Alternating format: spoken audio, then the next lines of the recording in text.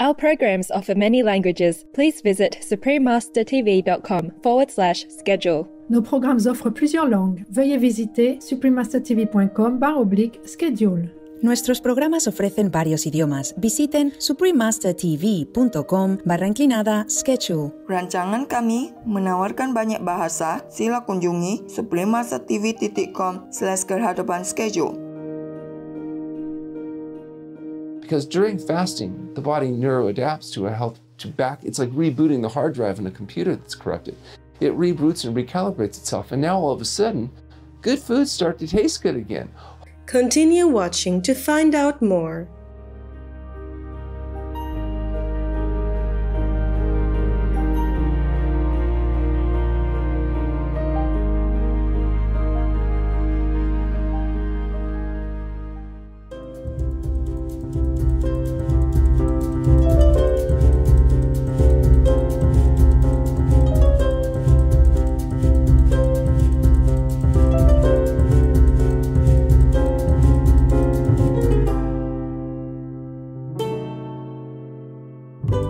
Kia ora is how to say hello in the Cook Islands Maori language.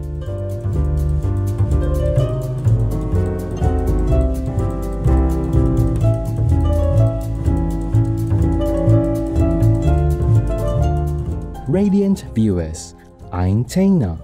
The people of the fabulous Cook Islands wish for happiness and joy to surround you in your daily life.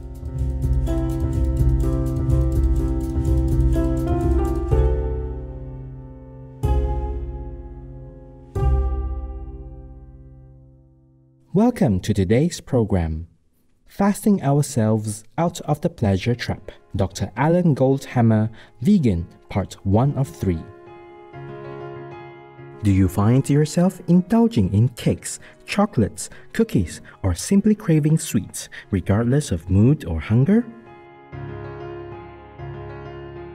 Do you have a hard time saying no to French fries or other fried foods because of their taste? Be wary, because these small tasty pleasures can be traps, making us susceptible to dietary excess and harming our health. In our 3-part series, we are honored to feature health expert Dr. Alan Goldhamer. To encourage the public to return to a healthier life, Dr. Goldhamer co-authored the book, The Pleasure Trap: Mastering the Hidden Force That Undermines Health and Happiness, to share his insightful observations on removing barriers to wellness and the practice of water fasting. He earned a Doctor of Chiropractic degree at the Western States Chiropractic College in Portland, Oregon, USA. Later, the gentleman traveled to Australia and became licensed as an osteopathic physician. In 1984, Dr. Goldhamer established the Santa Rosa, California, USA-based True North Health Center that provides medical, chiropractic, naturopathic, massage, and acupuncture services.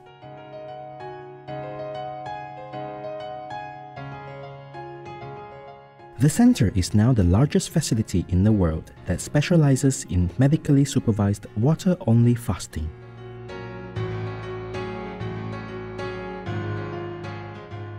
For more than 35 years, it has assisted over 20,000 people in regaining their health. Dr. Goldhamer is also the board president of the True North Health Foundation, which is dedicated to advancing public health research and education, as well as providing guidance to health professionals regarding the benefits of water fasting. He has followed a plant-based diet for more than 40 years and believes this healthy lifestyle is the key to reaching optimal health. His recommendations for well-being include eating whole plant foods, a SOS or salt, oil, sugar-free diet, exercise, and sleep.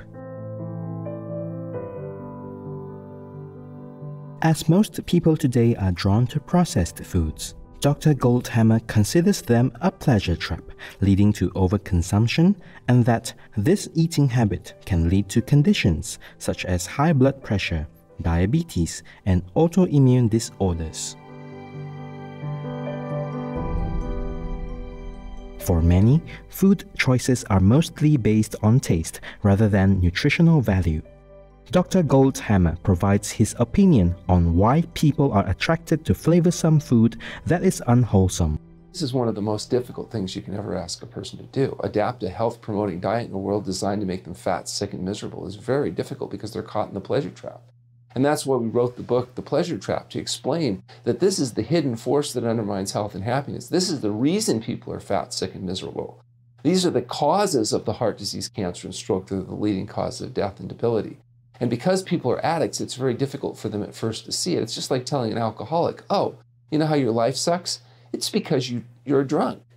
They don't go, oh, it's the alcohol. I had no idea. Thank you so much. I won't drink anymore.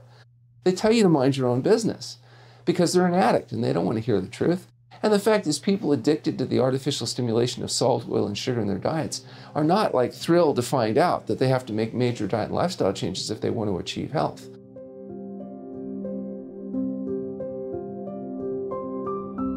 For people who want to back away from the pleasure trap, the True North Health Center has an effective method to help make the switch to healthy vegan whole foods. Dr. Goldhamer explains. And that's one of the real benefits of fasting. Because during fasting, the body neuroadapts it's like rebooting the hard drive in a computer that's corrupted. It reboots and recalibrates itself. And now all of a sudden, good foods start to taste good again. Whole natural foods begin to have a natural appeal. And the artificial stimulation that comes from essentially drugged foods, if you would, or foods that have these chemicals added to them, become less and less appealing. And so one of the reasons I like fasting is after fasting, you can give people whole natural foods and it appeals to them rather than kind of being not that interesting. It's inspiring to learn that fasting can help change one's sense of taste, thus allowing those addicted to unhealthy foods to enjoy plant foods in their natural state. Who are ideal candidates for medically supervised water fasting? What about the fast's time frame? Well, the goal is to get patients to live so healthfully by adopting diet and lifestyle changes that the need for fasting is really minimal or secondary. One simple way I know that people need to fast is I ask them, do you like the taste of whole natural foods like fruits and vegetables?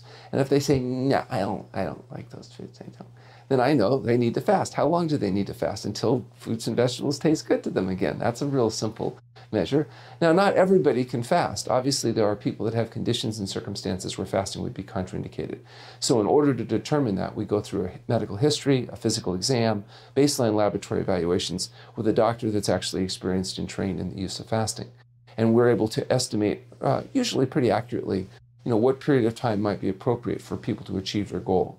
If their goal is to normalize blood pressure, we want to fast long enough to bring the blood pressure down to a level where they will no longer need medication, and a whole plant food diet will sustain the results. If they're a diabetic, we want to see those blood sugar levels normalized, eliminate the insulin resistance, so that on a whole natural foods diet, they're able to sustain normal blood sugar levels. If they have autoimmune diseases like rheumatoid arthritis, ulcerative colitis, ankylosing spondylitis, asthma, eczema, psoriasis, whatever the case may be, we'd like to fast, if possible, long enough to resolve the condition or at least get to the point where healthy living, they'll be getting healthier faster than they're getting sick.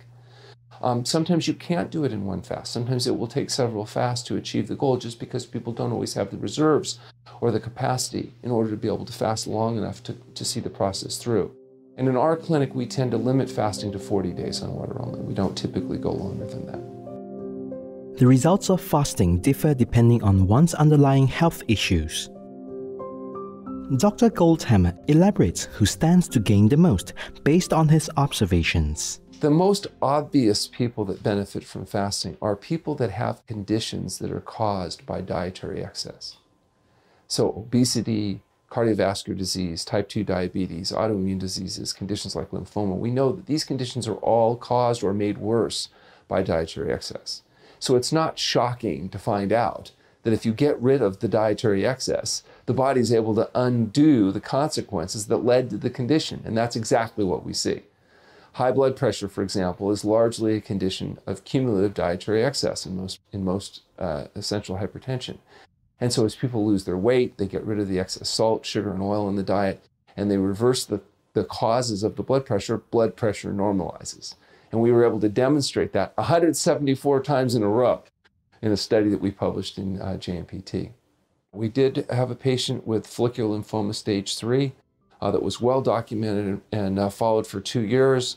Rather than go through chemotherapy, she decided to undergo 21 days of water-only fasting at the True North Health Center, during which time her tumors completely disappeared. We documented that with imaging studies and followed this patient for 3 years. And actually now it's over 4 years, and she continues to be completely free of any signs of cancer.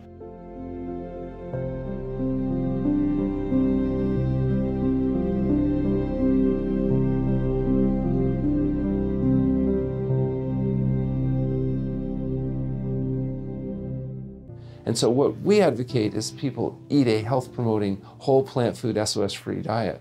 SOS is, of course, the international symbol of danger, but it also stands for the chemicals added to food, including salt, oil, and sugar, that fool the satiety mechanisms of the brain and create what we call the pleasure trap. And so, in our experience, eating a whole plant food diet will result in helping normalize weight, because it normalizes satiety and gives people a way of sustaining high nutrition without dietary excess. For example, when you eat whole plant foods, you get a lot of fiber. The higher fiber intake tends to have a satiating effect. The diets we recommend are actually about 10 to 12% of calories from protein, about 15 to 18% of calories from fat, with the balance coming from whole plant food complex carbohydrates. Today, Dr. Goldhamer delves into the details of water fasting and how it can be a mode to restore health. The big part of our energy and function is involved in digestion. You know, digestion is a really energy-consuming, intense process. And that may be one of the benefits of fasting, is that you don't have to put a lot of energy into all of those processes. You're living on reserves that are burned very efficiently, and it may be that the body's, quote, energy, so to speak, can be diverted into healing rather than carrying on functions of digestion and assimilation and elimination. Well, you start with the feeding that's done before fasting. One of the things that we encourage patients to do is to adopt a whole plant food diet, but even more than that, the few days before fasting, if they limit their diet to fruits, salads, and steamed and starchy vegetables, that actually seems to be the best preparation for undergoing fasting, particularly eliminating a lot of the drugs like caffeine and other things that have such uncomfortable withdrawal reactions. And then you enter the fasting state itself, where after you've had appropriate preparation, you begin to go on water only. The first part of that fast, the body is going to use its glycogen reserves, as well as the glucose that's in the digestive tract. And after a day or two, those available sugars have become depleted. So the body will have to go to glycogen or sugar reserves, which is found, for example, in the muscles. And after about 48 hours, not only is the glucose that's in the belly used, but the glycogen in the muscles is used, and now the body has to make a conversion to begin burning fat. And this process, what's called ketosis, is where the body changes fuels, including the biggest burner of glucose, our brain. So, you know, biggest burner of glucose is actually that bulbous neuronal net at the end of our spinal column. And it can change in humans from burning glucose to burning ketones, or a byproduct of fat metabolism, specifically beta-hydroxybutyric acid. Dr. Goldhamer now discusses the portion of the fast where the body begins to consume its stored fat after primarily burning glucose for energy.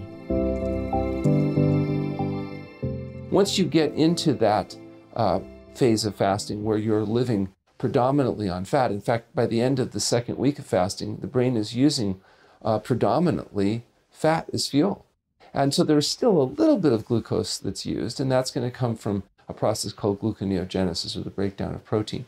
But because of the conservation mechanism of fasting, the amount of protein burned is minimal, and particularly if you rest when you fast. One of the mistakes that people make is they try to maintain higher activity levels when they're fasting, because they think that that's going to facilitate more weight loss. But what it actually does is it facilitates more protein breakdown. So by resting, you can increase the likelihood that most of the fuel that you're burning is going to be fat rather than protein. To cope with toxins entering the body that cannot otherwise be removed, The body may put them in our fat stores. Thus, burning fat has a detoxifying effect on our system, which benefits our overall health. Toxic metals and other harmful elements are discharged from the body during ketosis as part of the fat reserves being utilized. Properly ending a fast is crucial, and a gradual transition to eating again is regarded as the most essential part of the process.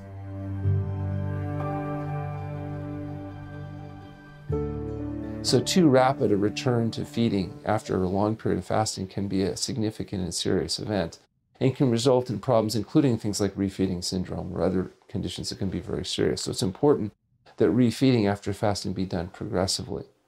In our facility, we typically have a day of fresh fruit or vegetable juices for every week of fasting, a day of raw fruits and vegetables for every week of fasting, and then slowly introduce the more concentrated foods as a person's digestive system recovers after their fasting period. And of course, our patients fast anywhere from 5 to 40 days on water. So yeah, it can become a very serious process that does require medical supervision and appropriate monitoring in order to ensure that it's safe and effective.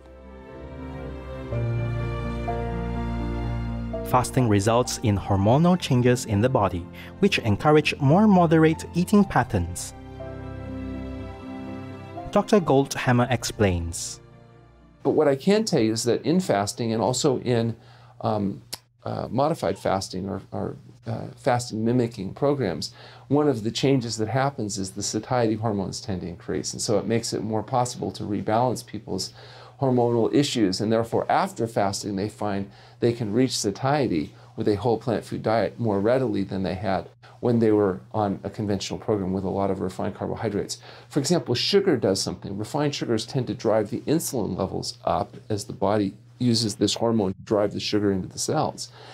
And when insulin levels go up, oftentimes there's a little overreaction, particularly with the refined carbohydrates, which tends to drop the sugar levels down, which triggers the hunger, satiation, the craving issues, and the binging that sometimes is an issue for people. So sometimes just getting rid of all these sugars, all these refined carbohydrates, all the white flours and products, tends to normalize insulin levels, amongst other changes. And now people don't have the same level of cravings, and they don't have a lot of the problems where they're eating, not because they're hungry, but because their brain chemistry has been confused, and their brain is telling them that they're starving to death, even though they may be obese.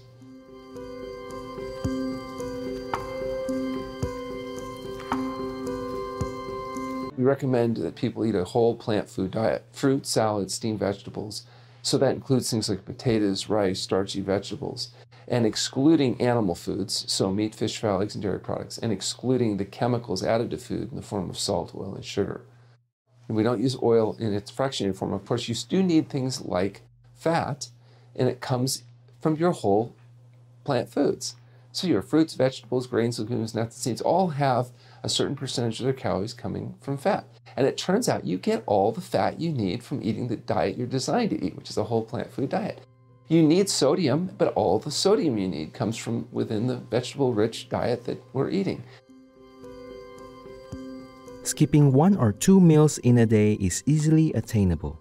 But when it comes to truly long periods of purposely not eating, this is a different matter and requires careful guidance.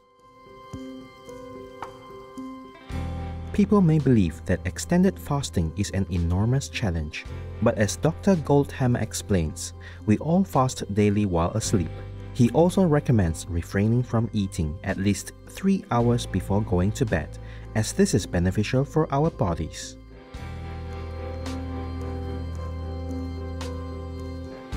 I might want to point out that fasting is done by everyone. Everybody fasts when they go to bed at night and they don't eat for whether it's 6 hours or 8 hours or 10 or 12 or even, as we often recommend, 16 hours. People are fasting, and then they break that daily fast with something often called breakfast or breakfast.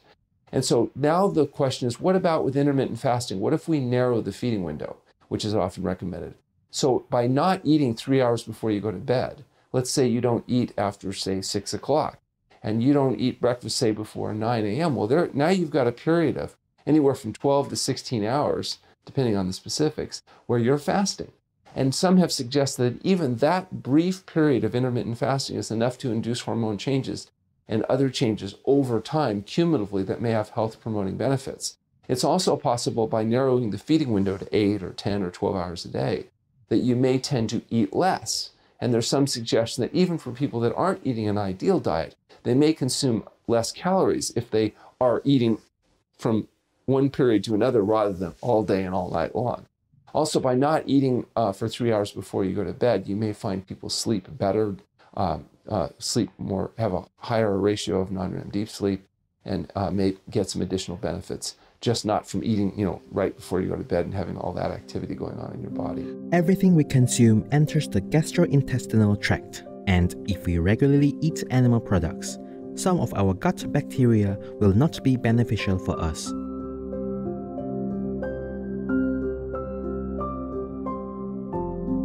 A fast can reset our system and clear out bad bacteria that can cause health issues like autoimmune disorders and replace them with good bacteria if we then embrace a vegan lifestyle.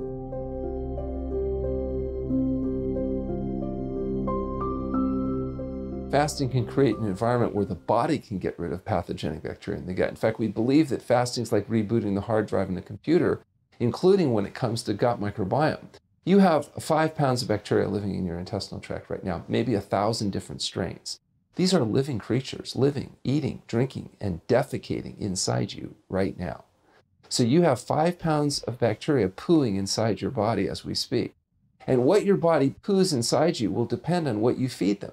If you feed your bacteria meat, you're going to have a different bacteria strain and different byproducts from their survival than if you feed them soluble fibers like sweet potatoes. So if you want those bacteria pooing trimethylamine oxidase into you and increasing your risk of heart disease and cancer, people may choose to eat meat. If you want to have your bacteria pooing fertilizer into you, including vitamin K and other things, then I would recommend a whole plant food diet, particularly, starchy vegetable materials.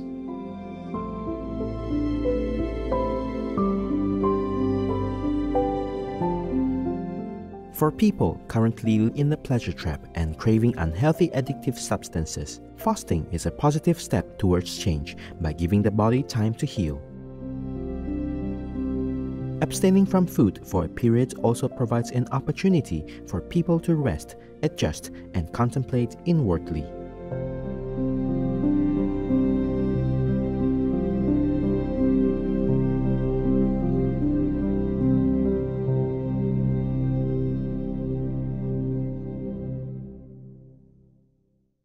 The reality is that it's difficult to get people that are addicts to quit their addictions. If they're smokers, it's hard to quit smoking. Interestingly enough, by the second day of fasting, most smokers report no cravings for cigarettes.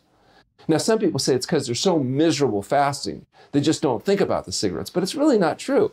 It's just that whole metabolic adaptation is sped up in fasting. People that can't stand healthy foods, oftentimes after fasting, find that their palate is reallocated, and now they like the taste of good food. And sometimes even the foods they used to crave are so strong that they're not actually quite as appealing. The desserts and the things they used to eat are so sweet that it's not even quite as attractive. So it's not that people couldn't get back into their addictions. If they go back to smoking, if they go back to drinking, if they go back to eating heated, treated, processed garbage foods, eventually they'll become addicted again. But fasting can give people a chance to feel what it feels like to be healthy again, what it feels like for good foods to taste good again. So, and I think that's why virtually every religion, from the Jains to the Jews, to the Hindus, the Muslims, the Christians, all have traditions of fasting in their narrative. They all understand that fasting may affect how you think about yourself and the world around you. And we use it not just for emotional and spiritual and mental reasons, but also for physical benefit.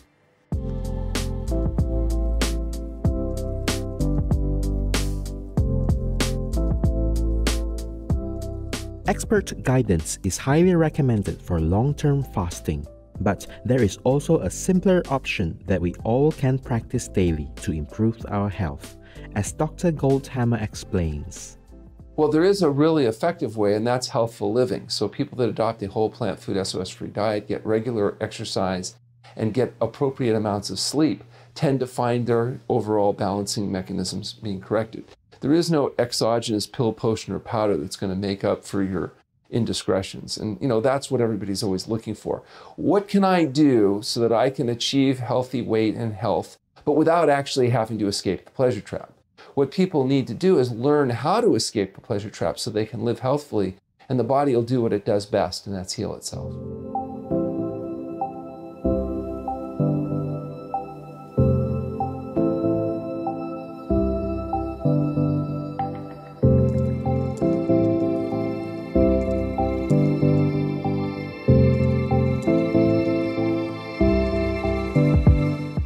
We appreciate Dr. Alan Goldhamer sharing his medical expertise with us and providing practical ways to escape the pleasure trap. May we all find encouragement from his suggestions and take more control of our eating habits for optimal health.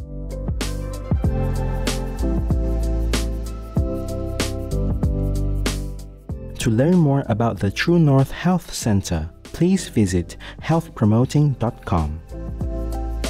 Dr. Goldhamer's book, The Pleasure Trap, is available at amazon.com. Virtuous viewers, we are glad to have had you with us today. Up next is Buddhist Stories, The Land of Amitabha Buddha, Part 4 of 7 on Between Master and Disciples, right after noteworthy news. May your pure heart beautifully blossom like a fragrant flower.